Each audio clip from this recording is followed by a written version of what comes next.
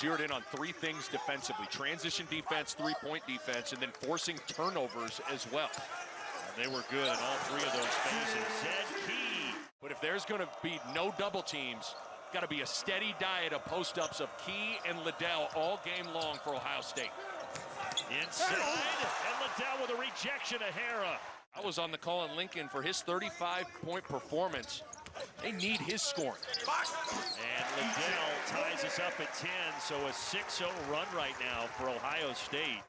Certainly a guy whose defensive reputation precedes him, and he's coming to Columbus and fit in seamlessly. Yeah, he can dish it, but you're right, two-time All-Big Ten defensive, and here he is providing the offense. And I think that's allowed them to stay the course, improve, because older players don't kind of ride the wave. Great high-low action there. Kyle Young finding Liddell. His improved shooting from beyond the arc just makes that high-low even that much more dangerous. This time, though, a blow-by, but Liddell again with another block. And again, no Michi Johnson, so Ohio State a little short-handed right now. Here's the first touch for Brunk. Backing down Hara, getting to that hook shot. Well, off the bench and into the basket for Joey Brunk. Jalen Pickett, been a rough go for him this half, but there, a hard-earned 2 against Brown. Shrewsbury's got a Rolodex of good plays. It can't be what just happened there. An assistant for Stevens at Butler, and then with the Boston Celtics. Talked about Key struggles in the first half. Good bucket there. Down inside again. Key one-on-one with Hara. And Key is so crafty, and now Ohio State has their largest lead. But he stretches the defense more as an improved perimeter shooter.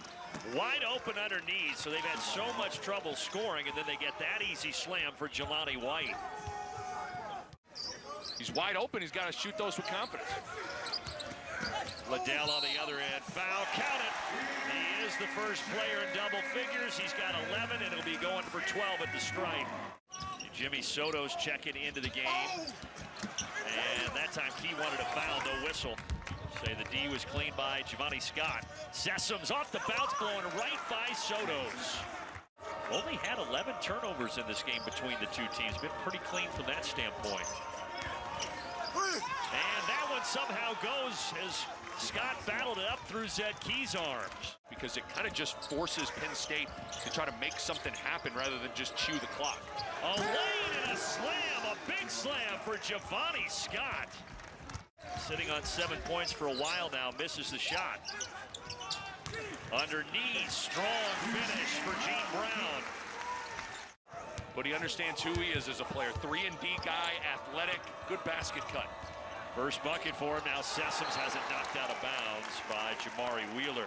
Liddell calling for a screen. Young sets it. Around the arc. Baseline drive. Brown with 2 hands. So now Penn State back in a little bit of a dangerous spot here. They kick it around. Dallion Johnson. Huge 3 from the sophomore. Now into Hara. And Wheeler coming to try to take it away, but shot clock at 3. And Pickett bails him out with a long triple. Right inside Hara on the slam. They've had success on a couple underneath out of bounds. But as you noted earlier, Nick, just his 6th game after missing 9 with injury. He's going to work here on Wheeler. He tries to help, but Lee finishes anyway.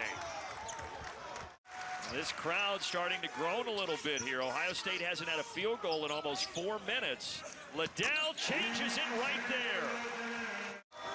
Sessoms down the lane, again curling around a pass. Ends up back with Sessoms, who finds Dredd. And there is the first bucket for Miles Dredd, and Penn State needed it. And now Penn State gets it back. Gonna need something ultra quick. Sessoms, 3, yes! One more timeout, and Micah Shrewsbury will take it here. 16-3, Ohio State just came up short. Yeah, I encourage Micah Shrewsbury and Penn State doing a great job, but Ohio State ultimately gets the victory, and the 16th ranked Buckeyes improve to 11-4 on the season.